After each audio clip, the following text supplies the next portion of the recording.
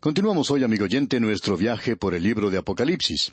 Hemos llegado a esta sección de este libro donde se trata de las trompetas y nos encontramos en el intervalo que existe entre la sexta y la séptima trompeta. Esta es una sección misteriosa y extraña.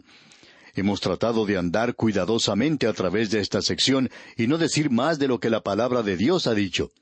Es una sección bastante difícil y ahora llegamos a algo que es bastante fuera de lo común.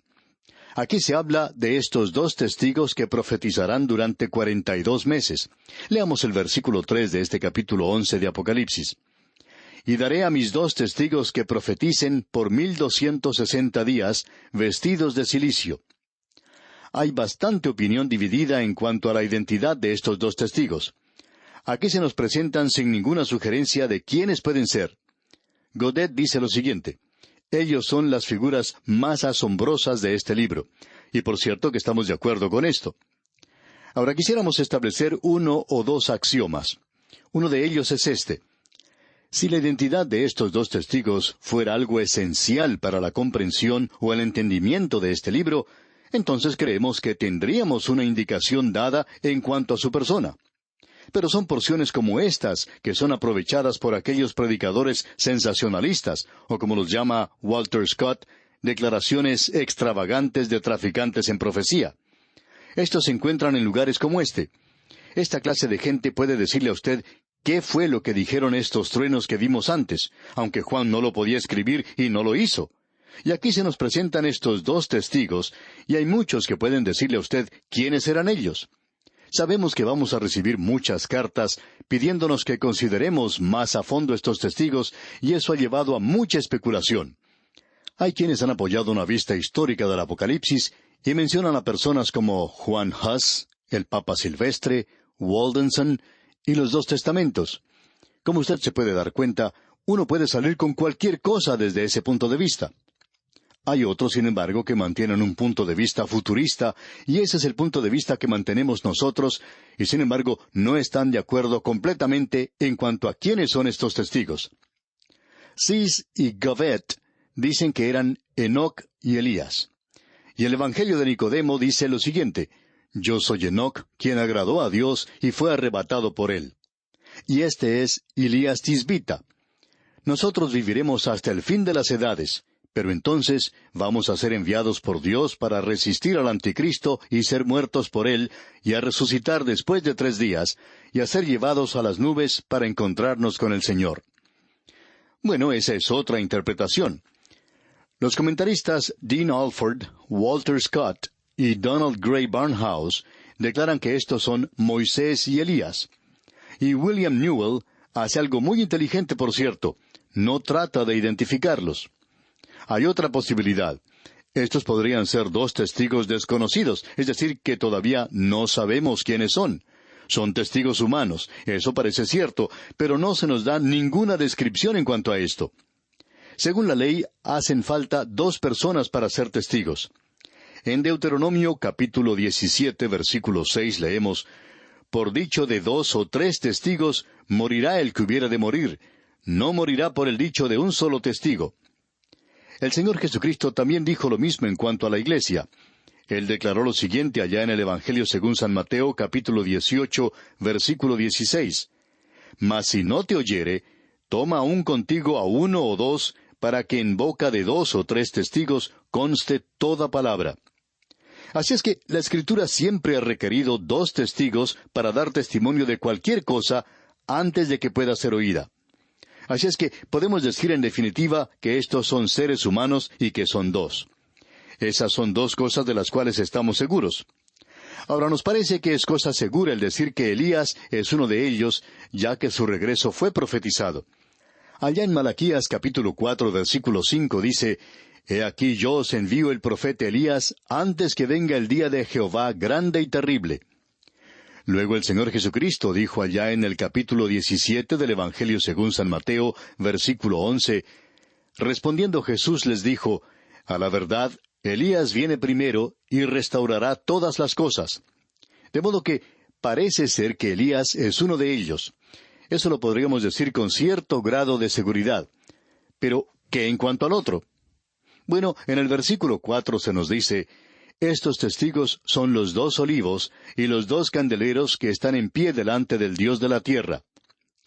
¿Ha notado usted, amigo oyente, que esta era una de las expresiones favoritas de Elías? Allá en el primer libro de los Reyes, capítulo 17, versículo 1, leemos: Entonces Elías Tisbita, que era de los moradores de Galaad, dijo a Acab: Vive Jehová, Dios de Israel, en cuya presencia estoy, que no habrá lluvia ni rocío en estos años, sino por mi palabra. Estos son dos candeleros, son luces en el mundo. Y la presencia de Elías en el monte de la Transfiguración sugiere más aún esto. Pero para esto haría falta que el segundo testigo fuera Moisés, lo que es mucho más difícil de mantener. Después de todo, el monte de la Transfiguración no es el único punto de similitud. Quisiéramos hacer una sugerencia y eso es todo lo que es, una sugerencia nada más. No vamos a ser dogmáticos en cuanto a esto, ni queremos discutirlo. Sugerimos solamente que Juan el Bautista podría ser el segundo testigo. Él es el precursor de Cristo en su primera venida. Él es similar a Elías en la manera de presentar su mensaje, y estamos seguros que estos dos se podrían llevar muy bien. Los dos conocían muy bien lo que eran los oponentes a las fuerzas de las tinieblas, y lo que era tomar una posición por Dios contra fuerzas superiores. Ellos han tenido una preparación en el pasado. Juan el Bautista sería el testigo del Nuevo Testamento, mientras que Elías sería el testigo del Antiguo Testamento.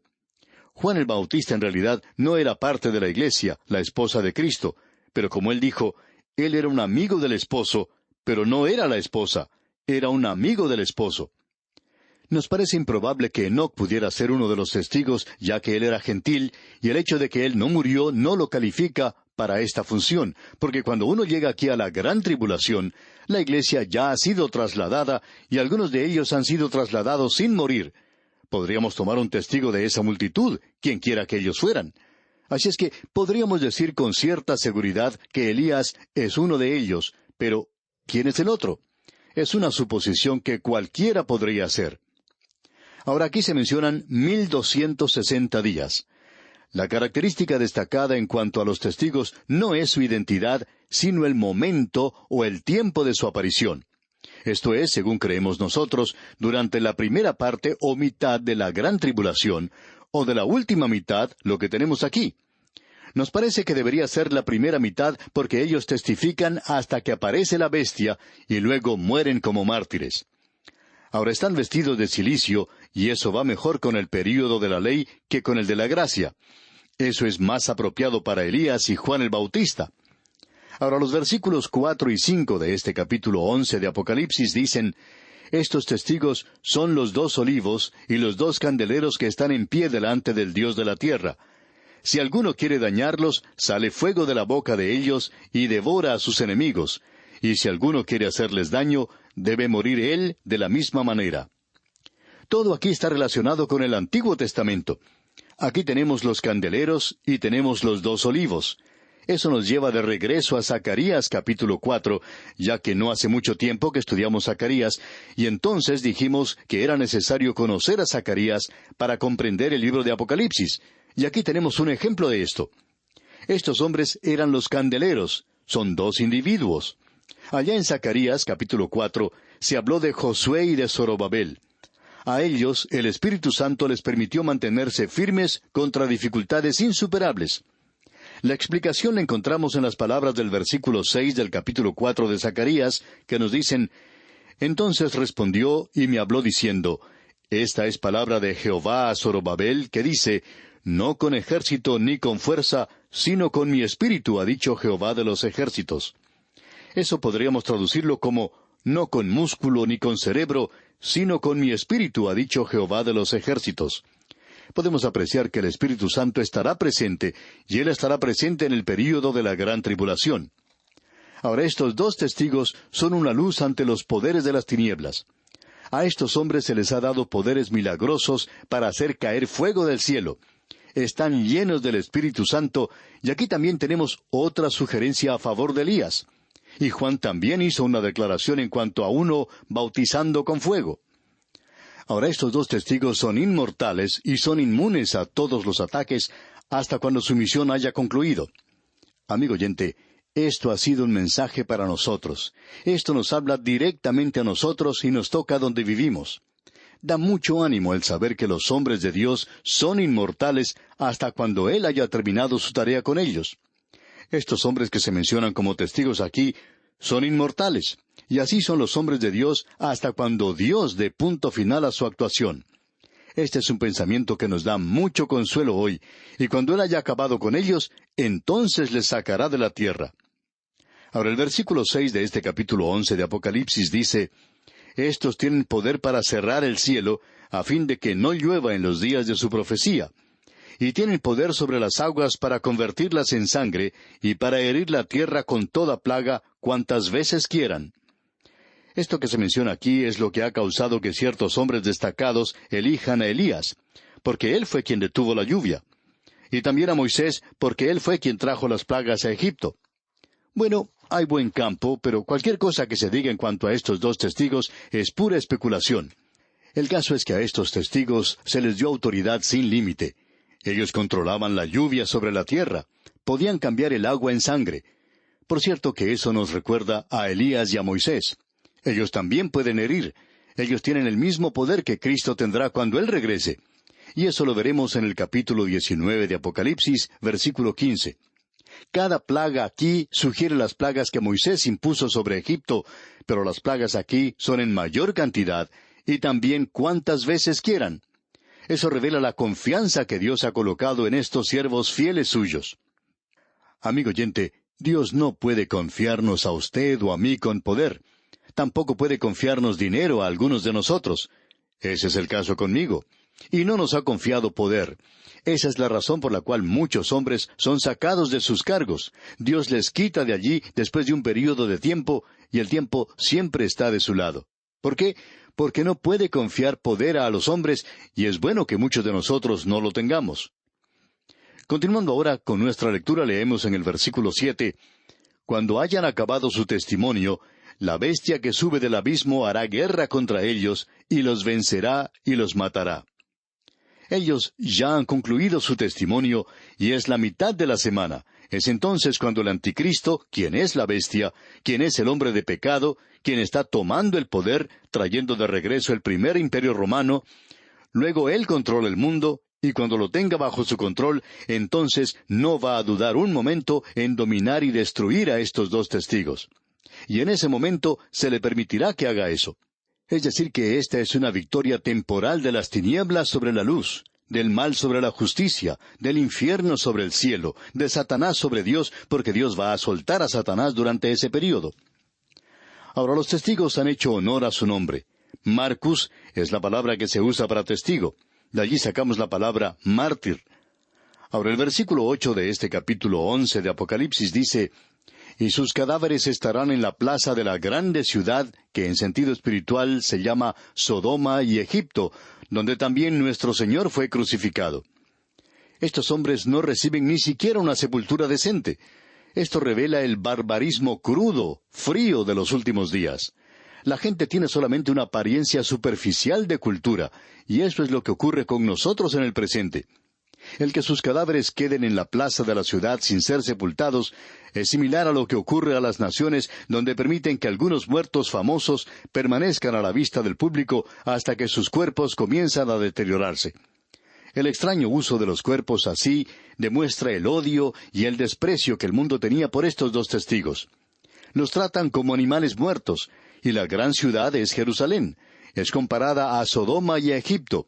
Es llamada Egipto porque el mundo ha entrado a cada fibra de la vida social y política, y es identificada definitivamente como Jerusalén por lo que dice la parte final de este versículo, donde también nuestro Señor fue crucificado. Ahora el versículo 9 dice, «Y los de los pueblos, tribus, lenguas y naciones verán sus cadáveres por 3 días y medio, y no permitirán que sean sepultados». Amigo oyente, cuando el Señor Jesucristo fue crucificado, Pilato permitió a los amigos del Señor que quitaran su cuerpo de la cruz y le dieran una sepultura apropiada. Pero eso no ocurre con estos dos testigos, porque el mundo se verá sorprendido al oír que estaban muertos. y algunos se mostrarían escépticos, y aparentemente tenían algo similar a una cámara de televisión, y por medio de satélites podría ser transmitida esa imagen a todas partes del mundo, así es que la gente en todas partes podrá ver a estos dos testigos muertos durante 3 días y medio. La curiosidad morbosa de una sociedad impía se regocijará en la oportunidad de contemplar a estos muertos.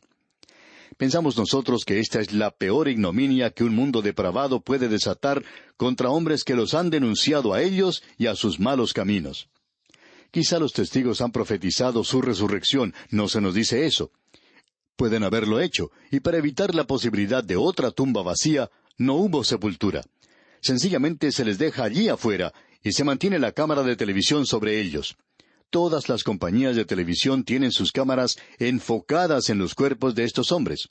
Y veamos lo que ocurre. Leamos el versículo 10 de este capítulo 11 de Apocalipsis. Y los moradores de la tierra se regocijarán sobre ellos y se alegrarán y se enviarán regalos unos a otros, porque estos dos profetas habían atormentado a los moradores de la tierra. Estaban celebrando como un gran carnaval en la tierra. Una gran celebración tiene lugar en la tierra, y el mundo ha adoptado la filosofía de comamos y bebamos que mañana moriremos. El comentarista Dr. Newell lo describe de la siguiente manera. Aquí se presenta la verdadera revelación del corazón del hombre. Avaricia, enajenación, inhumano, brutal, infernal. La humanidad entera se regocija por la muerte de estos hombres, y ellos envían regalos los unos a los otros. Hacen de esto una hermosa ocasión, porque esta es la Navidad del diablo, una celebración moderna de Navidad que hoy se aparta cada vez más del nacimiento de Cristo y se acerca cada vez más al paganismo. Y llegará el día cuando será antinavidad. Ya casi es eso hoy. Aquí tenemos la celebración de lo que el anticristo ha hecho, en lugar de celebrar la venida de Cristo a Belén. Hasta aquí el comentario del Dr. Newell. Ahora pasan 3 días y medio, y entonces sucede algo. El versículo 11 de este capítulo 11 de Apocalipsis dice, «Pero después de 3 días y medio entró en ellos el Espíritu de vida enviado por Dios, y se levantaron sobre sus pies, y cayó gran temor sobre los que los vieron». Amigo oyente, mientras el mundo está celebrando lleno de júbilo la muerte de estos testigos, y las cámaras de televisión están enfocadas sobre sus cuerpos, los testigos se ponen de pie. Y todas las compañías de televisión lamentarán el haber tenido sus cámaras enfocadas en ellos, porque en realidad no querían presentar las noticias tal como son. Y a propósito, esa es la palabra bíblica para resurrección. Se levantaron sobre sus pies. Ellos son los santos de la tribulación, quienes han tenido parte en la primera resurrección.